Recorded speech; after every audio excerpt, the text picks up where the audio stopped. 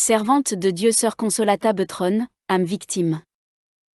Vénérable Sœur Consolata Beutronne, 1903 à 1946, âme mystique et victime, il y a une belle supplication, une prière rapide que notre Seigneur a donnée à Sœur Maria Consolata Beutronne. Il dit, Jésus et Marie, je vous aime. Sauvez les âmes. C'est très simple, mais ça a beaucoup de poids. Naissance et jeunesse. Sœur Consolata Beutronne est née à Saluzzo, en Italie, le 6 avril 1903, et s'appelait Pierina Lorenzina Giovanna Beutronne. Elle était la fille de Pietro Beutronne et Giuseppina Nirino, propriétaires d'une boulangerie à Saluzzo, qui devinrent plus tard directeurs d'un restaurant à Erasco, Turin. Pierina était la deuxième des 6 filles nées du second mariage de son père. Rien dans sa jeunesse et dans ses antécédents ne pouvait prédire que cette jeune fille deviendrait l'une des âmes victimes bien-aimées de Jésus. Elle a semblé vivre une enfance normale jusqu'à l'âge de 13 ans, lorsqu'un jour remarquable, notre Seigneur a jeté son regard aimant sur elle. Il arriva qu'alors qu'elle se dépêchait de faire ses courses dans le village, une prière intense sortit soudain de son cœur. « Mon Dieu, je t'aime », et une ferveur spirituelle inhabituelle s'empara d'elle. Ce fut le début de ses expériences extraordinaires avec le Seigneur. Le 8 décembre 1916, fête de l'Immaculée Conception, Pierina se consacre à la Vierge. Après avoir reçu la Sainte Communion, elle entendit distinctement en elle les mots « Veux-tu être à moi ?» Profondément émue par cette grâce extraordinaire, elle pleura avec des larmes d'émotion, et sans comprendre l'étendue de la question, elle répondit « Oui » à Jésus, se confiant à lui. Au fil des semaines et des mois, Pierina a commencé à sentir que Dieu l'appelait à la vie religieuse. Dans le même temps, et pendant plusieurs années, elle commença une période de doute spirituel, de sécheresse et de tentation, qui furent sûrement envoyées par le Seigneur pour purifier son âme. Notre Seigneur l'a d'abord conduite dans le désert spirituel afin de la préparer à sa mission d'âme victime. Ce n'est qu'à l'âge de 21 ans qu'elle a pu enfin réaliser la vocation religieuse à laquelle Dieu l'appelait.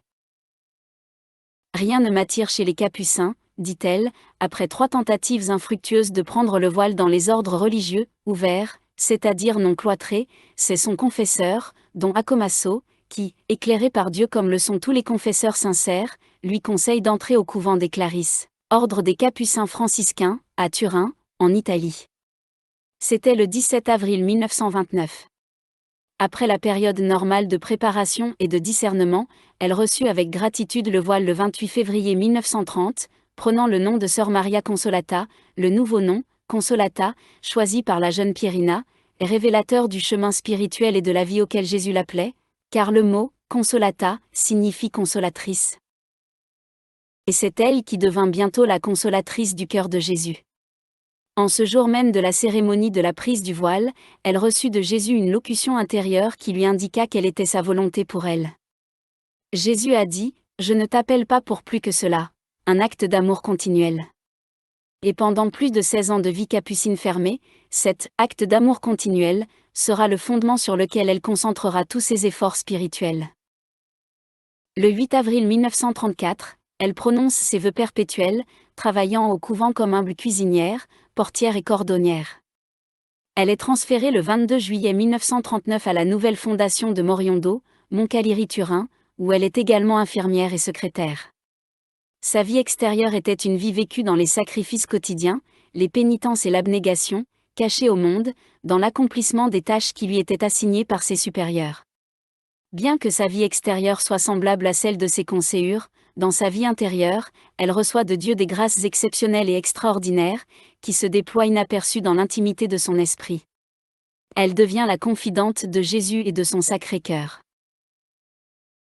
La confidente du Sacré-Cœur de Jésus le 9 novembre 1934, Sœur Consolata écrit « Jésus me révèle les souffrances intimes de son cœur causées par l'infidélité des âmes qui lui sont consacrées. » Après cela, elle commença à avoir un désir ardent de réparer les péchés du monde et de conduire les pécheurs à Jésus. Et c'est ainsi qu'a commencé l'intense relation spirituelle et l'intimité entre Jésus et Consolata, ensemble dans l'amour, ensemble dans la douleur, ensemble pour livrer un nombre incalculable d'âmes au Père, qui les cherche dans son amour, sa miséricorde et sa compassion infinie. Après tout, c'est le Seigneur lui-même qui lui a dit « Ne me considère pas comme un Dieu dur, car je suis avant tout le Dieu d'amour. » Jésus, Marie, je t'aime. Sauver les âmes. C'est alors que notre Seigneur inspira aussi à Sœur Consolata cette importante prière universelle. Jésus, Marie, je t'aime. Sauver les âmes. Se souvenant de ce que Jésus lui avait dit le jour où elle avait pris le voile. Je ne t'appelle pas pour autre chose que cela. Un acte d'amour continuel, Sœur Consolata se mit ainsi à répéter cette seule prière, encore et encore, pendant toutes ses heures de veille, dans toutes les formes de travail qu'elle accomplissait dans ses devoirs quotidiens. Car c'est le Christ lui-même qui l'a instruite dans la pratique de ce qu'il appelait l'acte d'amour incessant, exprimé par ces mots, Jésus, Marie, je t'aime. Sauver les âmes. À propos de cette prière, notre Seigneur a dit, dis-moi, quelle plus belle prière veux-tu m'offrir? Jésus, Marie, je t'aime. Sauver les âmes. De l'amour et des âmes. Quelle plus belle prière pourriez-vous désirer? Bien. Que Sœur Consolata ait été bénie par Dieu de ses extraordinaires illuminations intérieures, elle est restée très humble et s'est toujours sentie petite, et elle se voyait comme la plus petite encore, dont sainte Thérèse de Lisieux avait parlé dans son journal. Ce sentiment de petitesse que Consolata ressentait dans son âme a été confirmé par notre Seigneur dans les paroles suivantes. J'ai trouvé cette âme encore plus faible qui s'est abandonnée avec une foi complète à mon infinie miséricorde, c'est toi, Consolata, et par toi j'accomplirai des merveilles qui dépasseront de loin tes désirs les plus chers. Et plus tard, Jésus lui dit, tu dois aimer. Tu es trop petite pour monter au sommet, je te porterai sur mes épaules, voici quelques-unes des révélations que Jésus lui a données, écris ceci Consolata, car je te l'exige par obéissance, que pour un seul acte d'amour de ta part, je crée le ciel. L'âme qui m'est la plus chère est celle qui m'aime le plus. Transformez tout ce qui vous est désagréable en petites roses, et cueillez-les avec amour, puis offrez-les à moi avec amour. Vois Consolata, l'ennemi fera tout son possible pour ébranler ta foi aveugle en moi. Mais vous ne devez jamais oublier que je suis et que j'aime être toujours gentil et miséricordieux. Comprends mon cœur, Consolata, comprenez mon amour, et ne permettez jamais à l'ennemi d'entrer dans votre âme, même pour un instant, avec la pensée d'un manque de confiance en moi. Croyez-moi, je suis uniquement et toujours bon, je ne suis qu'un parent toujours comme un parent pour vous. Imitez donc les enfants qui, à chaque petite égratignure du doigt, courent aussitôt chez maman pour le faire bander. Vous devriez toujours faire de même et vous rappeler que j'annulerai et réparerai toujours vos imperfections et vos défauts, tout comme une mère bandera toujours le doigt de l'enfant, qu'il soit vraiment blessé ou qu'il ne le paraisse que dans son imagination. Et si l'enfant se blessait vraiment au bras ou à la tête, avec quelle tendresse et quelle affection il serait soigné et bandé par la mère. Eh bien, je fais exactement la même chose à l'égard de votre âme quand vous tombez, même si je peux le faire en silence. Comprenez-vous Consolata? Par conséquent, jamais, jamais, jamais n'ayez même l'ombre d'un doute, un manque de confiance blesse mon cœur au vif et me fait souffrir. Aime-moi et tu seras heureux, et plus tu m'aimeras, plus tu seras heureux. Même lorsque vous vous retrouverez dans l'obscurité totale, l'amour produira la lumière, l'amour produira la force, et l'amour produira la joie. Je préfère un acte d'amour et une communion d'amour à tout autre don. J'ai soif d'amour, je me réjouis de travailler dans une âme. Voyez-vous, j'aime tout faire moi-même, et je demande seulement à cette âme qu'elle m'aime. Voyez-vous, même dans les bonnes pensées qui s'insinuent, il y a toujours un peu d'amour propre, de complaisance, et il est facile de voir comment ils gâcheront l'acte d'amour. Mais si vous avez une confiance totale en moi, que je m'occupe de tout et que je continue à le faire, et si vous ne permettez pas qu'une seule autre pensée entre en vous, alors votre acte d'amour possédera une pureté virginale. Vois-tu, Consolata, la sainteté, c'est l'oubli de soi en tout, dans les pensées, les désirs, les paroles. Permettez-moi de tout faire. Je ferai tout, mais vous devriez, à chaque instant, me donner ce que je demande avec beaucoup d'amour. Consolata, ne mets aucune limite à ta confiance en moi, alors je ne mettrai aucune limite à mes grâces pour toi. Ayez toujours confiance en Jésus. Si tu savais combien de plaisir cela me procure. Accorde-moi cette consolation de me faire confiance, même à l'ombre de la mort. Quand la souffrance est acceptée avec amour, ce n'est plus de la souffrance, mais elle se change en joie. Si vous êtes en moi et que nous ne fassions qu'un, alors vous porterez beaucoup de fruits et vous deviendrez fort, car vous disparaîtrez comme une goutte d'eau dans l'océan, mon silence passera en vous, et mon humilité, ma pureté, ma charité, ma douceur, ma patience, ma soif de souffrance et mon zèle pour les âmes que je veux sauver à tout prix. Tu ne dois penser qu'à m'aimer.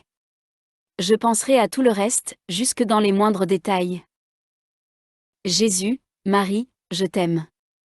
Sauver les âmes englobe tout, les âmes du purgatoire et les âmes de l'Église militante, l'âme innocente et l'âme coupable, les mourants, les athées, etc. Ne perdez pas de temps, rappelez-vous que chaque acte d'amour est une âme. De tous les cadeaux, le meilleur cadeau que vous puissiez m'offrir est une journée pleine d'amour. Je désire un Jésus ininterrompu, Marie, je t'aime, sauve les âmes. Depuis le moment où tu te lèves le matin jusqu'au moment où tu te coules le soir. Sa sainte mort en juin 1939, elle écrit « C'est mon destin de mourir en petits morceaux ». En novembre 1944, elle notait « Pendant de nombreux jours, mon âme s'est arrêtée sur cette phrase divine, victime sacrificielle pour la victime sacrificielle. C'est ainsi que, pour la paix du monde, car la Seconde Guerre mondiale faisait rage, pour les mourants et pour la conversion des âmes, elle a répété à plusieurs reprises l'offrande d'elle-même comme sacrifice d'expiation pour les péchés de l'humanité. À l'hiver 1944, sa couleur de cadavre l'a trahi. Pour obéir à son supérieur, elle se soumit à la visite du médecin. La réponse du médecin fut « Cette sœur n'est pas malade, elle est détruite ». Le 24 septembre 1945, sœur Consolata demanda une demi-journée de repos et elle se coucha. La mère abbesse a pris sa température 39 degrés C, 102.2 F. Depuis combien de temps continue-t-elle ainsi ? Demanda Théon. Le 25 octobre 1945, une radiographie a été prise, révélant des dommages à ses poumons, c'est ainsi qu'elle a été officiellement diagnostiquée avec la tuberculose. Le 4 novembre 1945, elle part pour le sanatorium. Elle y resta jusqu'au 3 juillet 1946, date à laquelle une ambulance la ramena au couvent de Moriondo, dans les derniers stades de sa consommation. Maintenant, tout était accompli, sauf pour commencer une vie nouvelle et éternelle unie à jamais à Dieu dans le ciel. Sœur Consolata est décédée à l'aube du 18 juillet 1946 au couvent du Sacré-Cœur de Moriondo Moncalieri, à Turin, en Italie. Servante de Dieu Sœur Consolata Beutrone, priez pour nous. C'est par ces mots que, le 8 février 1995, l'archevêque Giovanni Saldarini a entamé le procès canonique pour 5 causes de béatification, dont celle de la Clarisse capucine, Sœur Maria Consolata Beutrone, à Turin, en Italie, dans le sanctuaire de Notre-Dame Auxiliatrice.